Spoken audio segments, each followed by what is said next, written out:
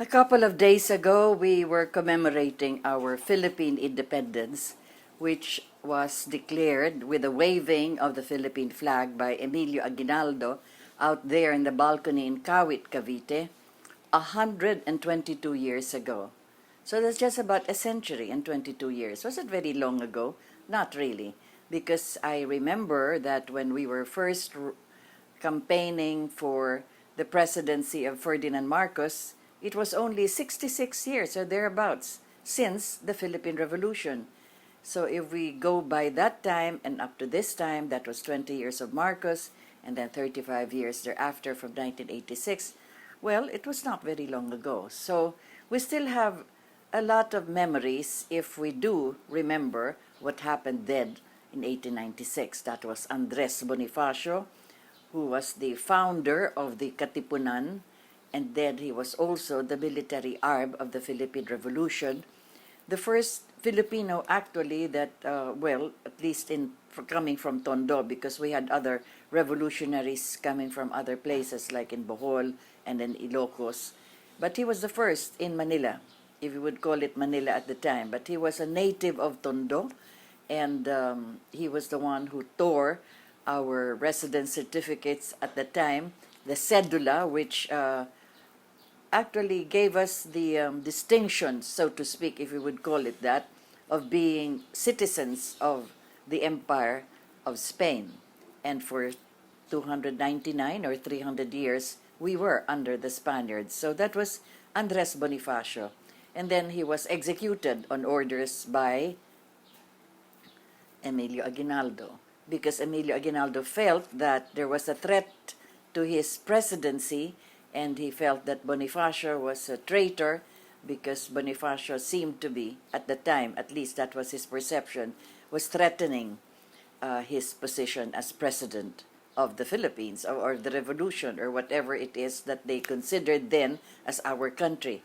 You must remember we are 7,107 islands, so it really is difficult yet at that stage to wage a nationwide revolt, if you would consider that as one big event or one big movement. Our islands are separated by waterways, and it's not like in other countries like the French Revolution, for instance, or the Bolshevik Revolution. It was just one big landmass, easy to gather all the people to march from one city to the other, the way Mao Zedong also did his Cultural Revolution from the caves of Hunan all the way to all the capitals and until he got to Beijing. So that was then. And of course, this is where we also have the chronicles of history telling us betrayals. Betrayals because, Aguinaldo felt he was betrayed by Andres Bonifacio. And so he gave an order that Bonifacio and the brother Protasio be executed. And that was done on May 10 in the hills of Maragondon. And a sad episode in our history, as a matter of fact. We consider that as the tragedy of the revolution. So one betrayal after another. And then we had Aguinaldo. First we have the Spaniards, and we thought that the friars were actually trying to convert us to what is good, what is holy, what is virtuous, what is a good life. But there was a betrayal of faith because they also controlled just about everything insofar as our country was concerned. And that was precisely the abuses of the Spanish friars which brought the martyrdom of Fathers Gomez, Burgos, and Zamora, the Gomburza martyrs. They were also friars, but they were also abused. There was also a betrayal of faith by the friars coming from Spain. And then, of course, there was also the betrayal of the people, because, as I've said, we thought that we would be taken care of because it was supposedly a religious conquest, but then it was more economic and political in many ways because the priests were also they took charge of the communities where they established their churches.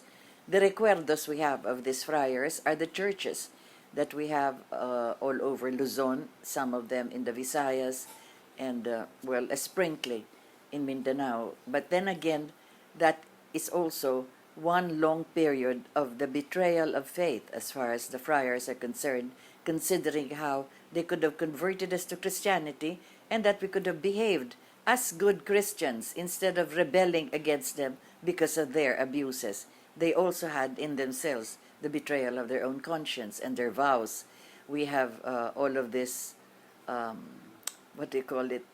The heirs of these priests, sacred blood as they would call it, they married, or they beget children, they begot children. Some of them even with prominent names, which we still have up to this day.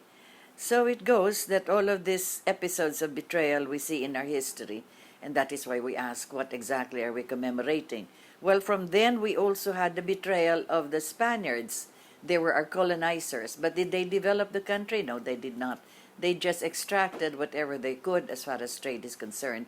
The galleon trade of so many, how is this, 2 or 3 centuries of the galleon trade, but they simply had the economic interests from Mexico, which also, of course, went to Spain. But that was how it was. It was also a betrayal of the colonizers themselves. They did not develop our people in such a way that they could progress and be self-reliant by themselves. We had several of our Filipinos who were able to study abroad.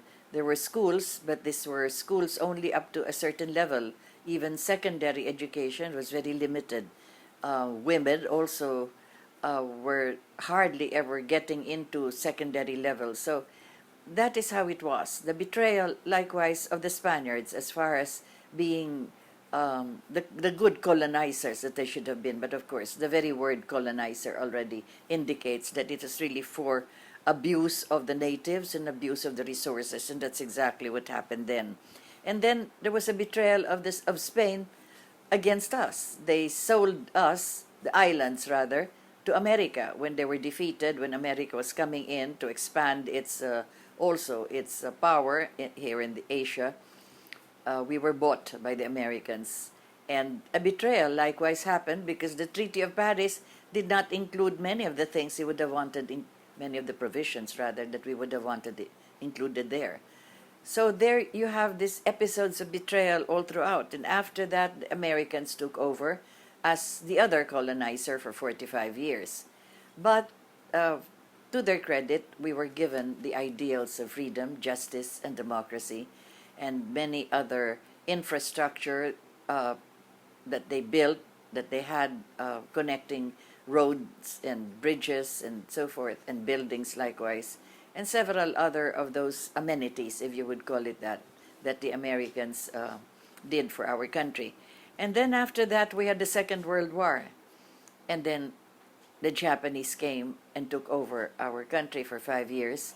Again, there was a betrayal of the Americans because they were busy trying to fight in Europe. And so what happened was, it was a betrayal that we were not liberated soon enough, but they came back. MacArthur said, "I shall return," and he returned. And so it goes that when we entered our own political system, we had one betrayal after another from people, from politicians, etc. What is this that's happening in the world? What has happened to our country? But that is how history goes. We chronicle this as a betrayal and a betrayal and a betrayal. And up to this day, we see this quite rampant, and also a betrayal among ourselves.